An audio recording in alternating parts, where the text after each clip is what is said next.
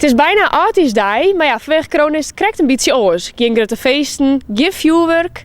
Maar ja, hoe vieren de mensen het dan in onze regio? Wij hadden mensen op stritters vregen. Vieren je met Artenij dit hier? We gaan nog geen plan in ieder geval.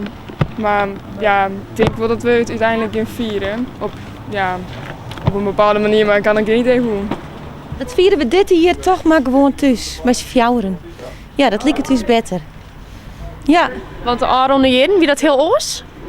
Ja, dan vieren we het echt wel met vrienden en gaan we met elkaar het naar hier in. En dit hier is dat toch oors. Vuurwerk afsteken en een beetje zitten. En waar dat? Dat kan ik je net vertellen.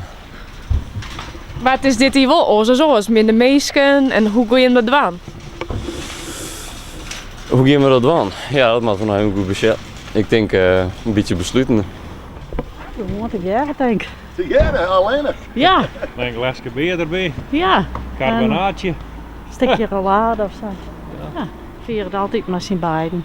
We hadden peroentjes en die gaan hekel aan het vuurwerk, dus dan ben we altijd thuis. Het liefst wil ik op stap natuurlijk, alleen ja, door corona heb ik daar geen zin meer in, dus lekker rustig aan. En wat moet ik me daarbij vaststellen, want ik snap wel dat ze even uitwost. Nou, een paar biertjes drinken denk ik. Misschien een paar vrienden zien en daar blijft het ook bij. Dus je bent wel blij dat het minder vuurwerk is dit hier. Nou, dat mogen we nog wel wachten, wat het minder Dat is voor wordt. de hond al beter.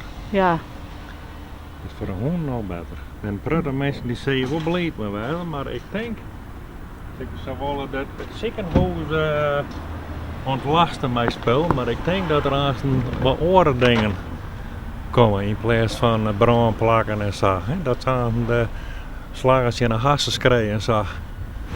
Dat ze gewoon op een builen krijgen met de gummiknuppels door de hoed.